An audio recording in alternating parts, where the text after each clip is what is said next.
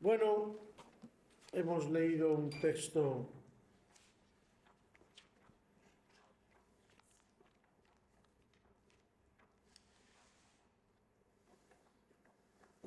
muy importante, hermanos, porque en estos días últimos venía pensando, Señor, ¿cómo está el mundo? ¿Cómo están las cosas?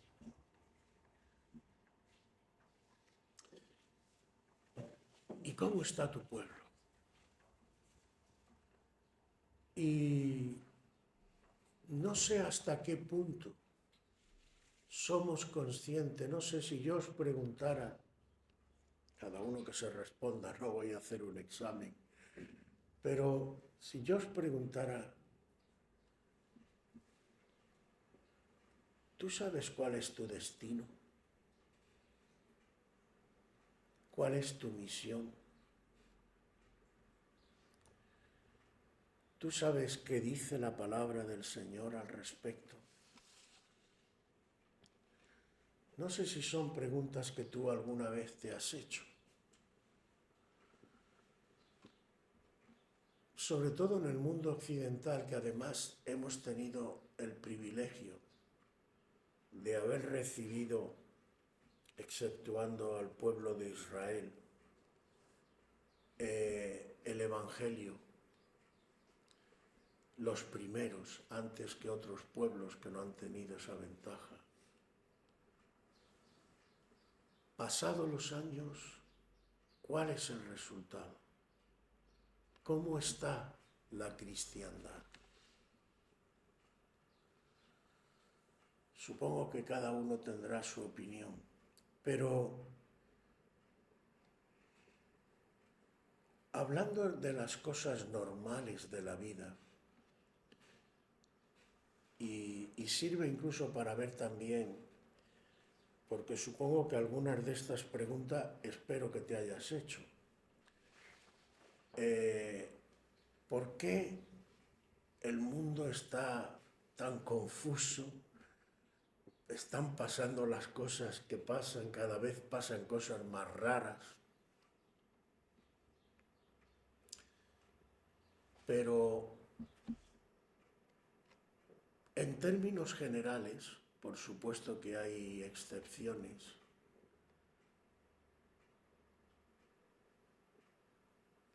¿qué propósito tiene la vida en cada uno de nosotros?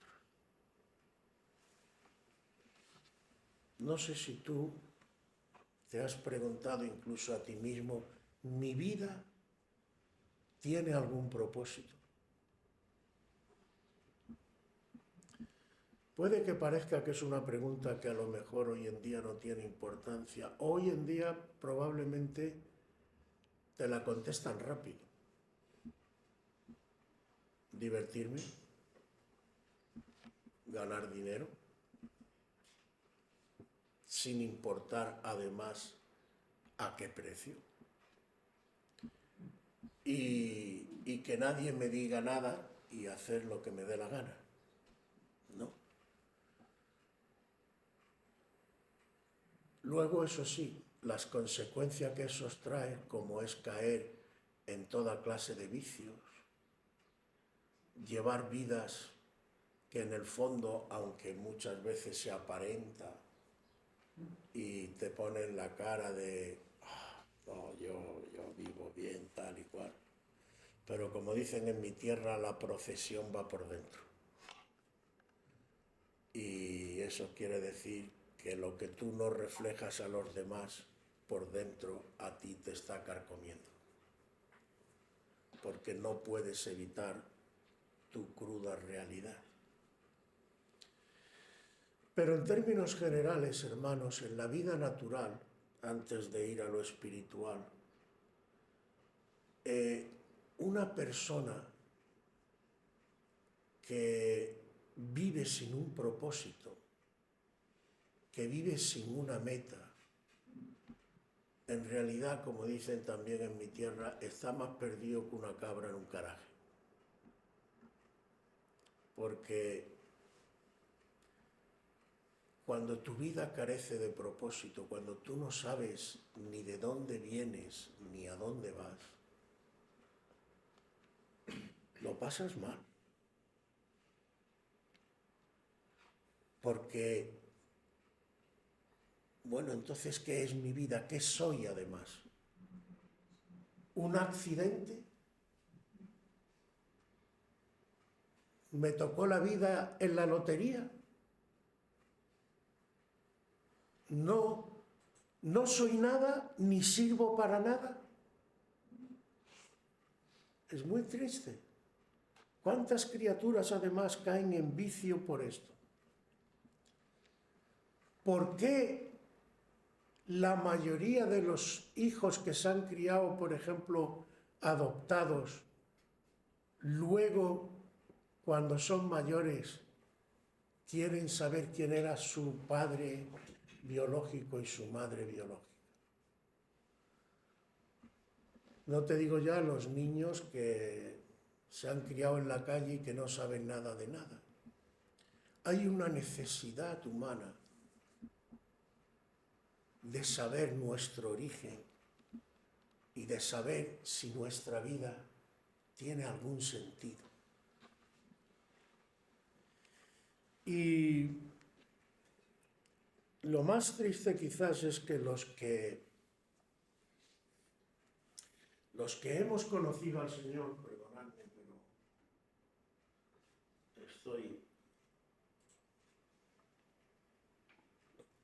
últimamente no sé lo que me pasa, pero se me seca un montón la garganta. Los que hemos conocido al Señor, ¿qué pensamos de la vida cristiana? ¿Qué es verdaderamente la vida cristiana? Y yo iría más, ¿qué es la Iglesia? Y me atrevería, no me tienes que decir nada, pero por favor, hazte seriamente esta pregunta. ¿Cuál es tu misión en la vida? ¿Simplemente venir los domingos, alabar, cantar, leer un poco de las Escrituras, trabajar, comer cuando toca, hacer otras cosas cuando toca? Y ya está. ¿Tu vida tiene algún sentido, algún propósito? ¿Y tu vida es solo para ti? No sé si te has hecho alguna vez estas preguntas,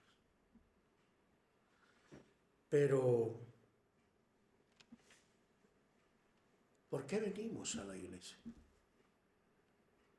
¿Por qué hacemos ciertas cosas?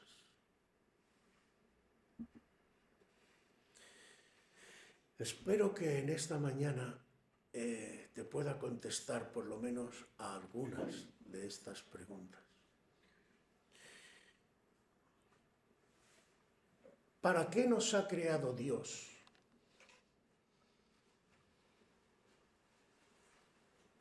¿Qué me diríais? Aquí sí me gustaría que alguno dijera algo.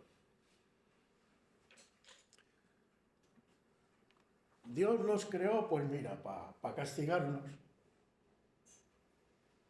¿No? Como éramos niños traviesos y tal, te pillaba. ¡Pum! ¿O para qué nos creó el Señor? Para tener familia. Para tener familia. Mira, ya es una respuesta. ¿Alguna más? Dime, Fanny. Su amor y su poder. ¿Para? Para demostrar su amor y su poder. A nosotros. A los demás. Y a los demás también. Buen matiz. ¿Qué ibas tú a decir, Farida? Pues para disfrutar lo que tenemos y adorar y seguir su camino, porque Él dice es amor, tenemos que amarlo y a Bien, sí, pero bueno, ya habéis dicho cosas que están incluidas, pero ¿hay alguna meta final?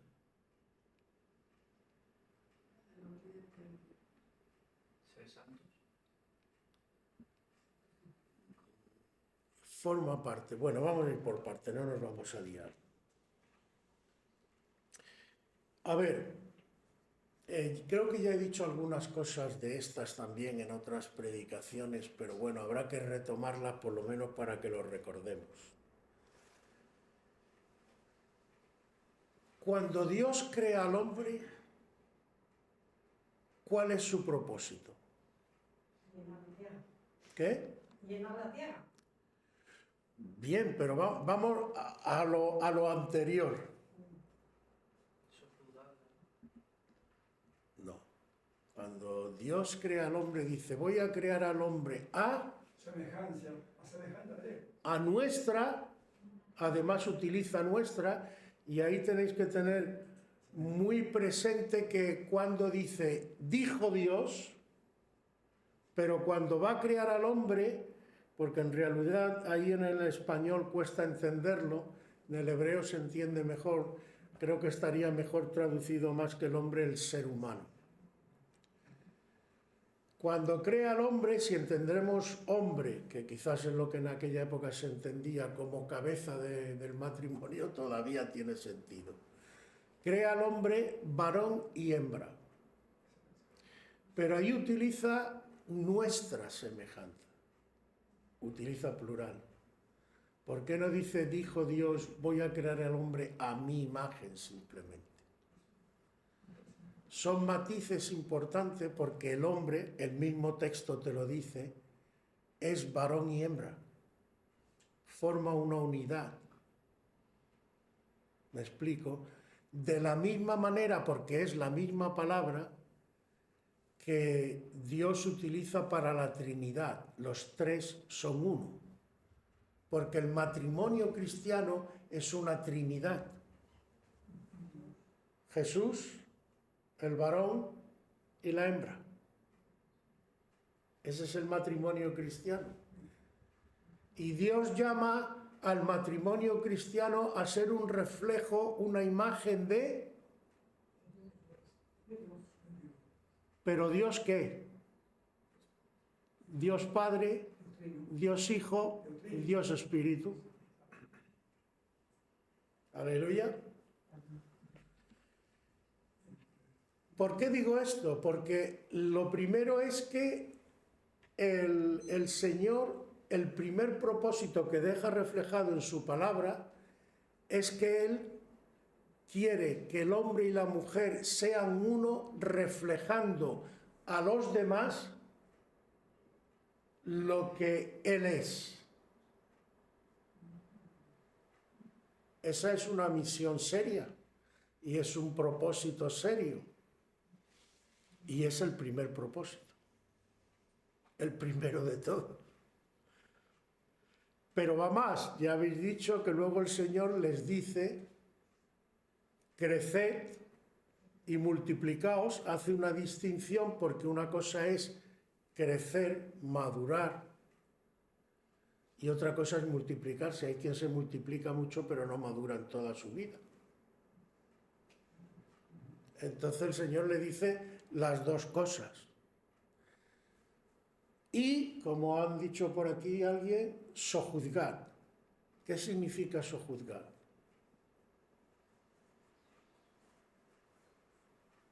Gobernar. Bueno, con esas tres cosas solamente, realmente, ¿qué es lo que Dios le está diciendo al hombre?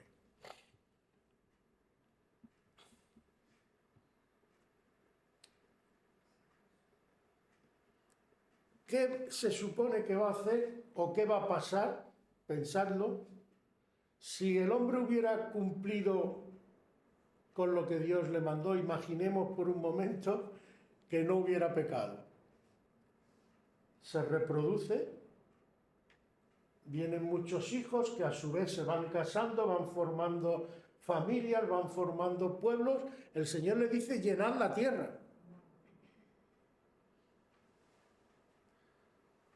Una de las cosas que me hace pensar por qué Satanás tiene tanto interés en que no nos reproduzcamos.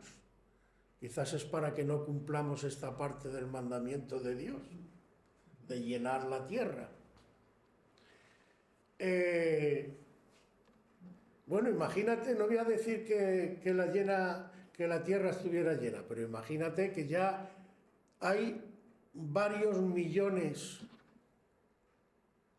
después de Adán y Eva de seres humanos en la tierra y Adán y Eva no hubieran pecado. ¿Qué se supone que habría pasado ahí?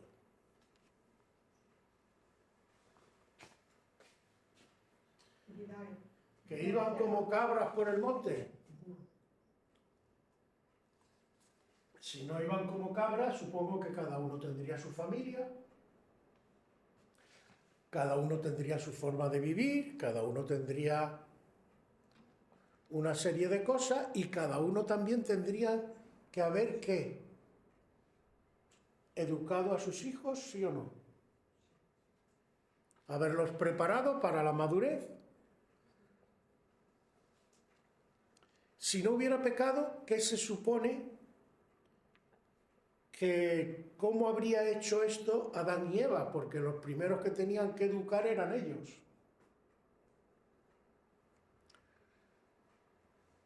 ¿Qué ocurría con Adán y el Señor en el huerto? Que se comunicaban, ¿no?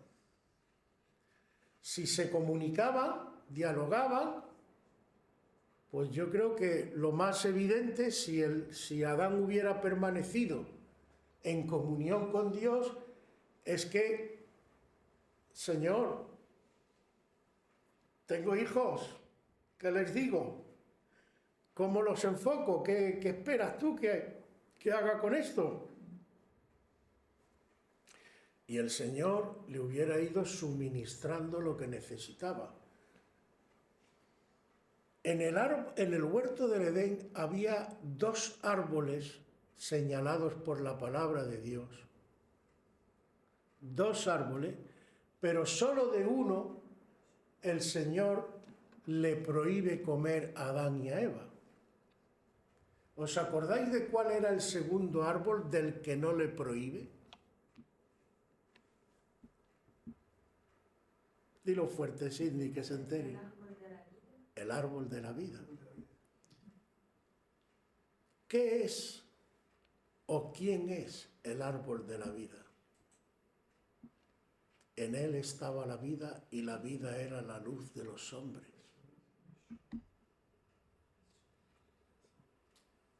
Pero ellos hicieron una elección equivocada. ¿Sabéis que la palabra pecado en el hebreo deriva de errar en el blanco? Lo cual significa que lo que el Señor quiere decir es que el hombre se equivocó al elegir.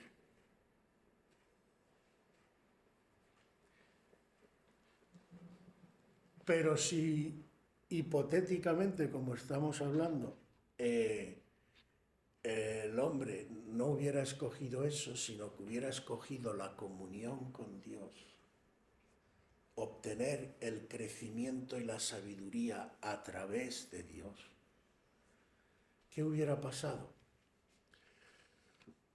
Hermano, no le demos más vueltas. Se habría hecho una civilización conforme a la voluntad de Dios. Una civilización a imagen de Dios. En esa civilización se podrían ver las cualidades de Dios. ¿Y qué es la Iglesia? Resulta que hubo un enemigo de Dios que se llama Satanás, la serpiente antigua, que le estropeó los planes iniciales a Dios.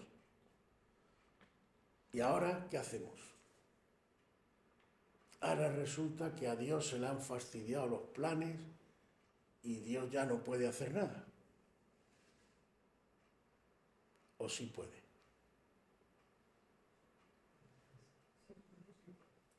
Claro. Usemos la lógica. ¿Tú crees que Dios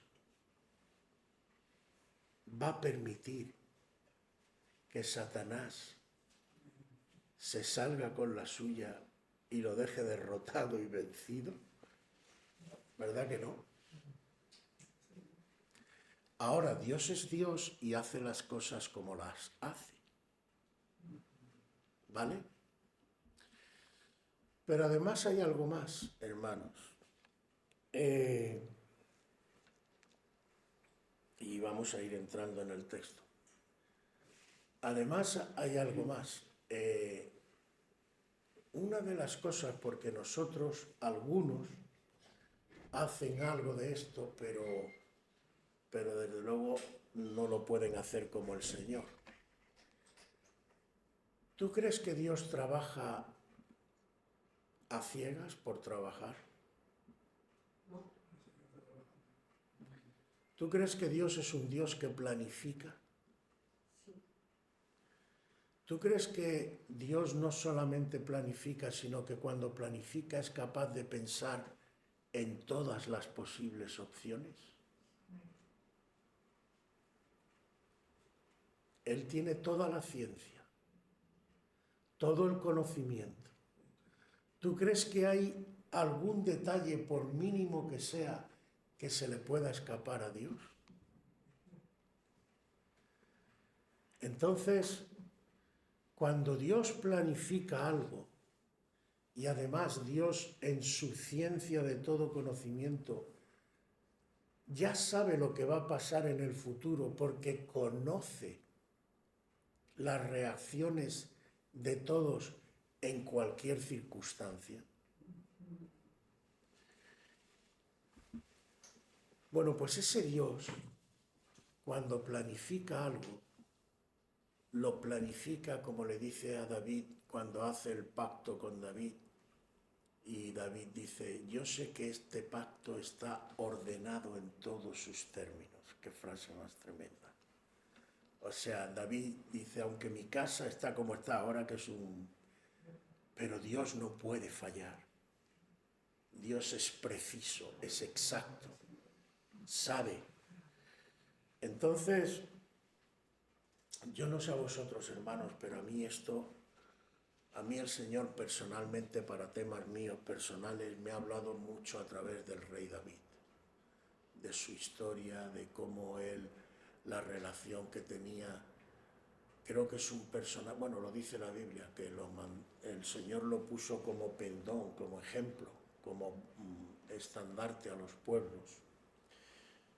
Y creo que se ha cumplido perfectamente, porque en David yo por lo menos me he visto reflejado muchas veces cuando él pecó, cuando metió la pata, cuando se apoyaba en el Señor. No sé, es que se pueden sacar tantas cosas de la historia de David que pueden ser edificantes para tu vida. Y una de las cosas que dice es esto, que el pacto de Dios estaba ordenado en todos sus términos. A mí esto me da una tranquilidad tremenda. Hay gente que a lo mejor esto le puede... Pero yo sé que mi salvación no depende de mí, depende de Él. Y que Él lo único que me pide es que confíe en Él, que deposite toda mi confianza en Él, porque es Él quien no me deja caer, es Él quien me advierte cuando estoy en peligro, etc. Y es un poco lo que refleja este texto. Primero, en lo que hemos leído, nos dice que Él nos bendijo con toda bendición espiritual en los lugares celestiales en Cristo. Es decir, la bendición arranca de arriba, porque la bendición está en los lugares celestiales. No es una bendición terrena, Es una bendición que va a obrar viniendo de arriba a tu vida y de tu vida a los demás. Aleluya. Según nos escogió en Él antes de la fundación del mundo. Esto además a muchos les causa mucho problema, pero en realidad no hay ningún problema. ¿Sabía el Señor lo que iba a pasar? ¿Sabía el Señor cómo iba a reaccionar Adán y Eva? ¿Sabía el Señor lo que iba a hacer la serpiente? Luego, Él hace las cosas y algunos dicen, bueno, ¿y por qué las hace así? ¿Por qué no lo hizo ya? Bueno, sí, podemos entrar a discutir con Dios todo lo que queráis, pero hay cosas que son, para mí, pura lógica. Él, cuando hace todo, ¿cómo lo hace? Bien, perfecto. Vio Dios que todo era bueno. Luego, Él no ha hecho las cosas mal. Ahora, había allí un personaje, no, había 3 personajes, la serpiente, Eva y Adán, que los 3 metieron la pata. ¿No? Entonces, Dios no le había dicho a la serpiente que hiciera lo que hizo. Tampoco le dijo a Eva que se dejara engañar. Y tampoco le dijo a Adán que le hiciera caso a todo lo que se decía a su mujer. Y los 3 cayeron. ¿Dios lo sabía? Sí. ¿Le ha estropeado inicialmente el plan a Dios? Sí. Pero no se va a salir con la suya. Es más, por causa, y ahora te voy a decir por qué, por causa de la caída,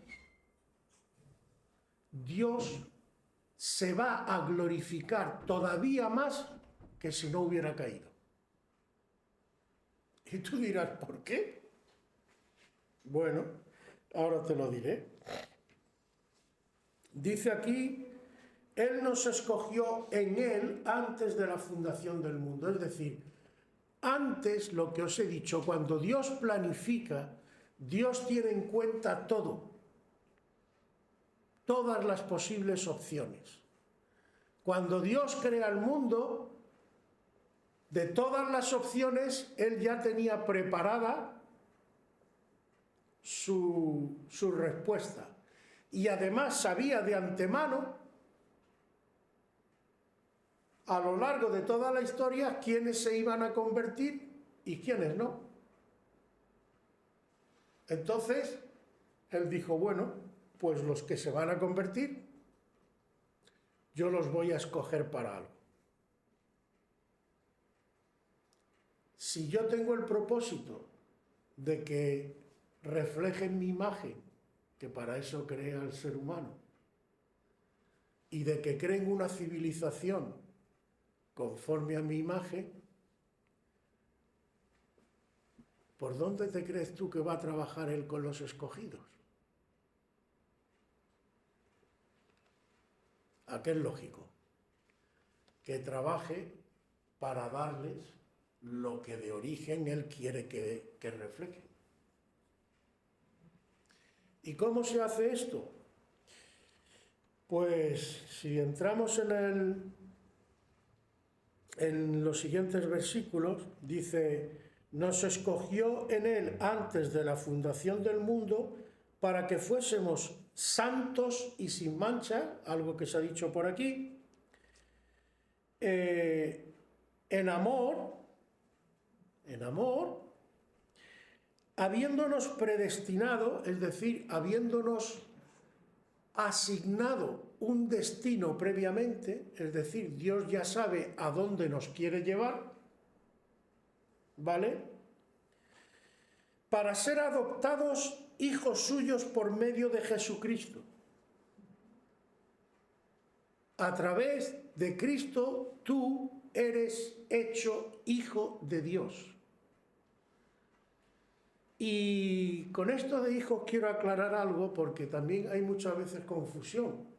Incluso hay quien dice, todos somos hijos de Dios en el mundo. Lo siento, pero no. Pero es que eso no ocurre ni en la vida natural, no usamos a veces ni la lógica. Vamos a ver, tú mismo puedes llamar hijo tuyo a cualquiera que te encuentras por la calle, ¿verdad que no? ¿Qué condición inexcusable tiene que cumplir para que sea hijo tuyo?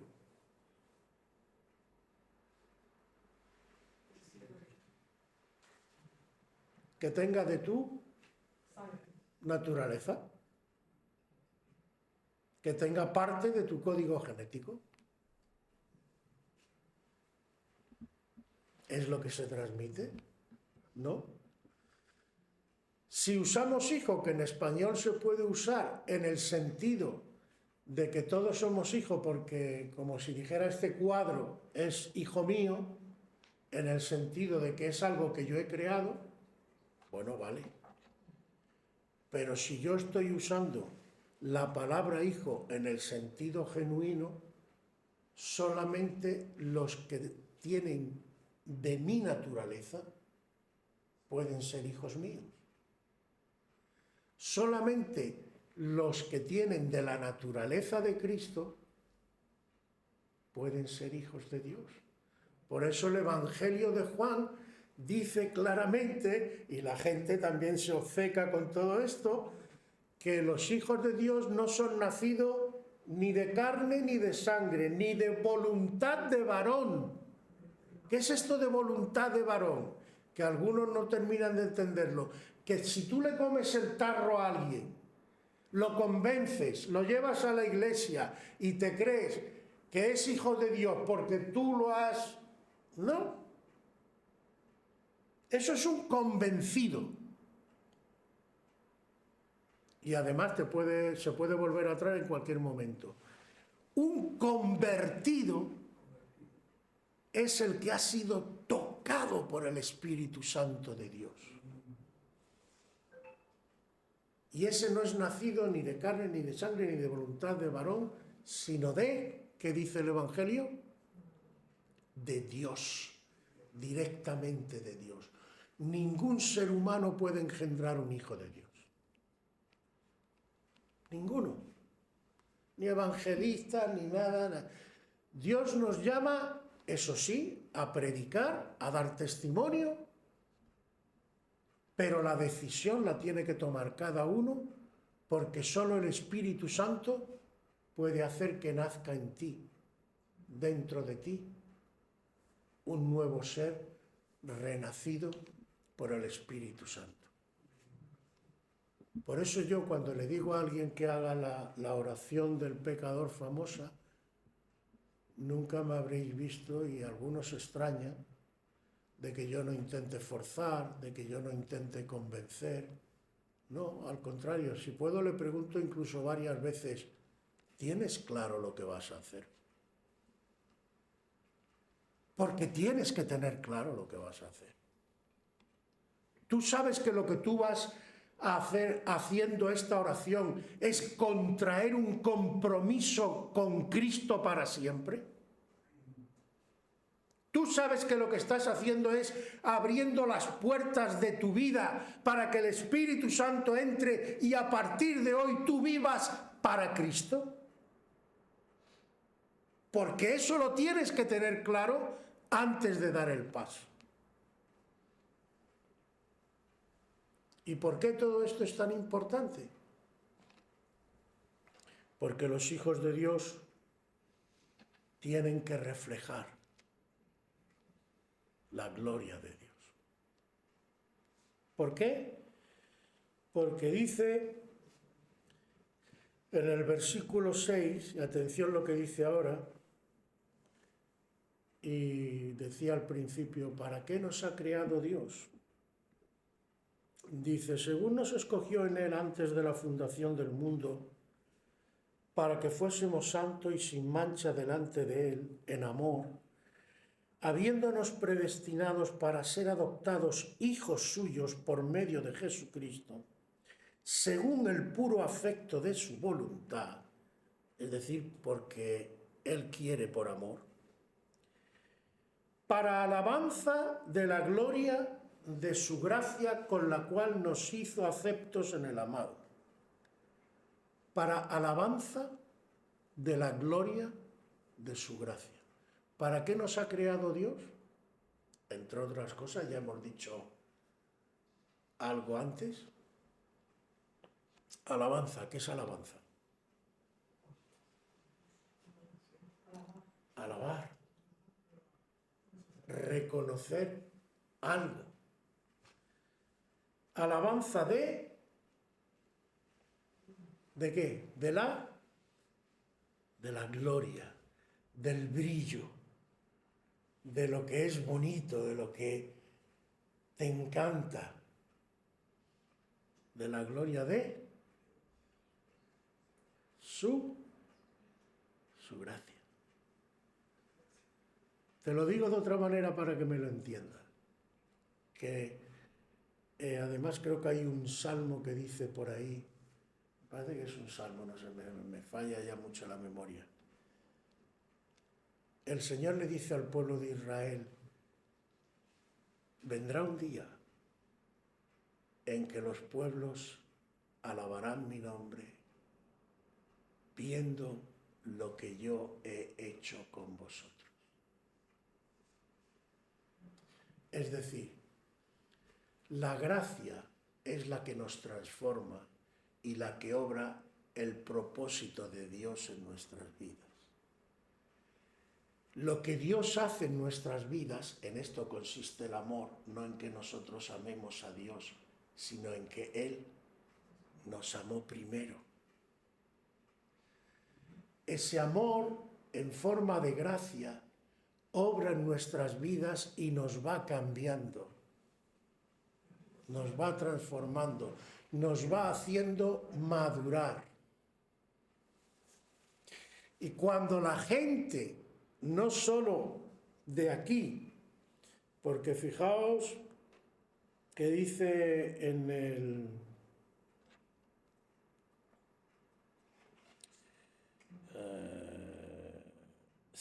el versículo 10, dice que Él se propuso reunir todas las cosas en Cristo, en la dispensación del cumplimiento de los tiempos. Es decir, que Jesús, su Espíritu está obrando a través de los tiempos hasta que llegue el final, ¿vale? Dice, así de las que están en los cielos como las que están en la tierra. Él va a reordenar, Él va a obrar con su gracia en todo para reunirnos, para que se cumpla el propósito. Y habría otros textos que podríamos sacar. El más claro es el que dice que Él se ha propuesto llevar muchos hijos a la gloria. Seremos la gran familia de Dios y seremos transformados a la imagen de Dios. Pero esto es un proceso.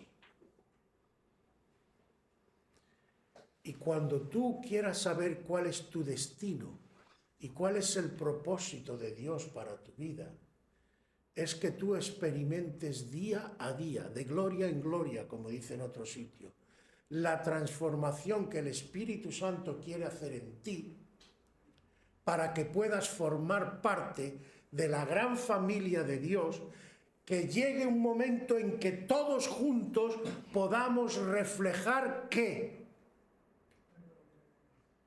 No solo la gloria, la más todavía. Dilo fuerte, Cindy, que te estoy escuchando. La imagen de Dios. Te voy a decir una cosa. Medítalo, espero que me entiendas bien además, que no te vayas ni por el lado del orgullo ni por otro, pero realmente, ¿qué significa esto? Si veis también el Evangelio, habréis escuchado que Jesús dijo, quien me ha visto a mí ha visto. La Iglesia tiene que llegar a un momento en que pueda decir, Quien me ha visto a mí, ha visto al Hijo y al Padre, que son lo mismo. Sí, pero en este caso es el Hijo. ¿Lo entendéis? ¿Captáis la idea? No es poco, ¿eh? Es más serio de lo que parece. Cuando te preguntes cuál es el propósito de mi vida, juntamente con mis hermanos, reflejar la imagen de Dios. Para esto trabajo. Por eso el apóstol Pablo dice en una de sus epístolas: todo lo que yo pudiera gloriarme humanamente lo tengo por basura, porque me he agarrado de aquel que dio su vida por mí. Y lo que quiero es conocer más a Cristo, llenarme más de Cristo, para poder reflejar a Cristo en mi vida. Ya no vivo yo, es Cristo quien vive en mí. Aleluya.